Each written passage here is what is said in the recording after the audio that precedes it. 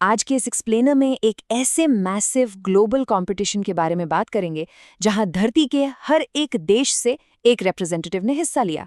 सीधे इसमें डाइव करते हैं और देखते हैं कि आखिर था क्या और इस अनबिलीवेबल प्राइज को कैसे जीता गया। तो इस अल्टीमेट टेस्ट के सेंटर में थी एक बहुत ही माइंड ब्लोइंग चीज, एक $250,000 यानी लगभग $2.5 लाख का प्योरली फिजिकल गोल्ड मेडल। इतनी बड़ी रकम और सोने का मेडल जीतने के लिए कोई किस हद तक जा सकता है, ये देखना सच में क्रेजी था। और अगर इस इवेंट का स्केल देखा जाए तो वो अपने आप में एकदम अनप्रेसिडेंटेड था। एक इंसान, दुनिया का हर एक देश, हर रिकॉग्नाइज्ड नेशन से एक सिंगल कंटेस्टेंट को इस एक्सट्रीम एलिमिनेशन टूर्नामेंट के लिए लाया गया था। पूरी दुनिया का टैलेंट लिटरली एक ही जगह पर मौजूद था। अब इस गोल तक पहुंचने का रास्ता बिल्कुल भी आसान नहीं था। 5 बेहद ग्रूलिंग फिजिकल चैलेंजेस का एक गॉन्टलेट था जिसे सर्वाइव करना सबसे जरूरी था। ट्रैक, जिम्नास्टिक्स, आर्चरी, फेंसिंग और फाइनली पेनल्टी किक्स। चलिए सबसे पहले इवेंट 1 पर नजर डालते हैं, द क्लोजिंग वॉल। पहले राउंड का मैथ बिल्कुल ब्रूटल था।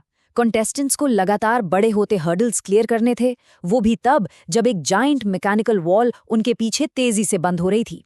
रिजल्ट, सिर्फ 30 सेकंड के अंदर आधी से ज्यादा दुनिया इंस्टेंटली एलिमिनेट हो गई। सिर्फ 97 देशों ने आगे कदम बढ़ाया और 90 से ज्यादा देश वहीं बाहर हो गए। गेम में एक रूथलेसली फास्ट पेस सेट हो चुका था। इसके बाद आता है दूसरा challenge, event 2, gymnastics of death. ये राउंड एक ट्रेचरस ऑब्स्टिकल कोर्स पर था जो एक बड़े से गड्ढे के ऊपर लटका हुआ था। 10-10 के ग्रुप्स को फ्रैंटिकली उस पर दौड़ना था। पर ट्विस्ट ये था कि हर ग्रुप में से सिर्फ पहले 5 लोग ही मिडिल प्लेटफॉर्म तक एडवांस कर सकते थे, बाकी सब सीधा बाहर। इस एक रूल ने पूरे माहौल में एक फिजिकल डेस्परेशन और अजीब सी पैनिक भर दी थी। और तब सामने आया ये शॉक करने वाला नंबर, 47। यूएसए जैसे हेवी हिटर्स के गिरने के बाद 50 और कॉम्पिटिटर्स इस दूसरे राउंड में कंप्लीटली साफ हो गए। अब इस हंट में सिर्फ 47 देश ही बाकी थे। आगे बढ़ते हैं इवेंट 3 की तरफ, आर्चरी एंड द बायआउट। यहाँ पर कहानी में एक बड़ा ही इंटरेस्टिंग साइकोलॉजिकल ट्विस्ट आया। कंटेस्टेंट्स को बो और एरो से निशाना तो लगाना ही था, लेकिन साथ में कलेक्टिवली वोट करके अपने ओपोनेंट्स को सैबोटाज करने का एक नया चांस भी था। तभी ये स्टेटमेंट सामने आई, I think Indonesia is the biggest threat. यहाँ अर्ली फ्रंट रनर्स, खासतौर पर इंडोनेशिया के डोमिनेंट रिप्रेजेंटेटिव के खिलाफ टैक्टिकल अलायंसेस बनने लगे। और इन अलायंसेस का नतीजा बड़ा ही ब्रूटल था, द 120 फुट पेनल्टी। इंडोनेशिया को 12 सैबोटाज वोट्स मिले, जिसका सीधा मतलब था कि उनका टारगेट 120 फीट पीछे पुश कर दिया गया। इस इम्पॉसिबली लॉन्ग शॉट की वजह से अर्ली कंपटीशन का सबसे स्ट्रॉन्ग कंपेटिटर ट्रैजिकली एलिमिनेट हो गया। इंटरमिशन आते आते सिर्फ 16 सर्वाइवर्स बचे थे और अब उनके सामने एक इंटेंस साइकोलॉजिकल टेस्ट रखा गया।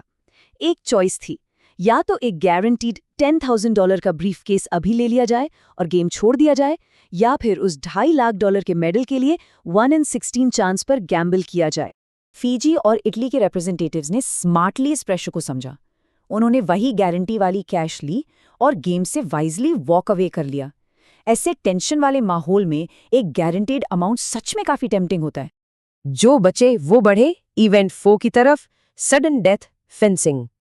यहाँ गेम पूरी तरह से 1-on-1 कॉम्बैट में शिफ्ट हो गया। खिलाड़ियों ने ऑफिशियल ओलंपिक स्कोरिंग सूट्स पहने जो टेक्नोलॉजिकली रिग्ड थे ताकि हर मूवमेंट ट्रैक हो सके। रूल एकदम क्लियर था, 1 टच विनर टेक्स ऑल। इस rapid fire single elimination combat में समोआ, इराक, स्लोवेनिया, लाइबेरिया और लिबिया ने अपने लिए वाइटल विक्ट्रीज सिक्योर किए। और अब हम पहुंच गए हैं इस एक्सप्लेनर के फाइनल इवेंट पर, पेनल्टी किक्स। पूरी दुनिया से अब सिर्फ ये फाइनल 7 इनक्रेडिबल कंपेटिटर्स बचे थे, Slovenia, Moldova, Tajikistan, Eritrea, Libya, Iraq और समोआ। इस लेवल पर सर्वाइव करने के लिए अब उन्हें सिंपली एक बॉल को गोल में किक करना था। लेकिन गेम इतना स्ट्रेट फॉरवर्ड कहाँ होने वाला था। टेंशन बिल्ड करने के लिए एक ट्विस्ट था, द गोल श्रिंक्स। जैसे जैसे गेम आगे बढ़ा, गोल की दोनों तरफ की वॉल्स को अंदर लाया जाने लगा, जिससे गोल फिजिकली छोटा होता गया।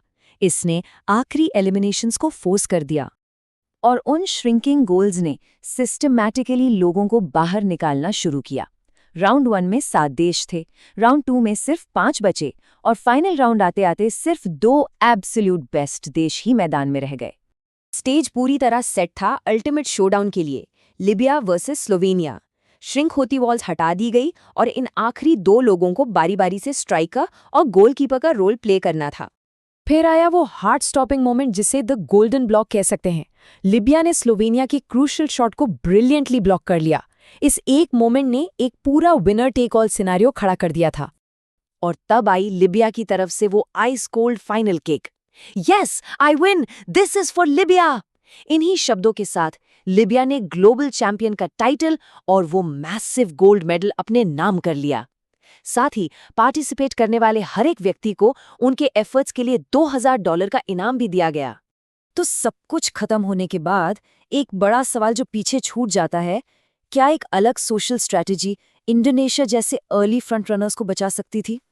ये इस बात पर सोचने को मजबूर कर देता है कि इतने बड़े स्केल पर चैंपियन बनने के लिए सिर्फ रॉ एथलेटिसिज्म जरूरी नहीं होती, बल्कि सोशल स्ट्रैटेजी और एक्सट्रीम प्रेशर मैनेजमेंट भी उतना ही बड़ा रोल प्ले करते हैं। इस गेम ने सच में प्रूव कर दिया कि दिमाग और ताकत दोनों का कॉम्बिनेशन ही अल्टीमेट विन दिला सकता है। उम्मीद है इस एक्सप्लेनर ने उन तमाम इवेंट्स को नए नजरिए से समझने में मदद की होगी। ऐसे ही और अमेजिंग एक्सप्लेनर्स के लिए subscribe to the Mister Smile channel for more videos.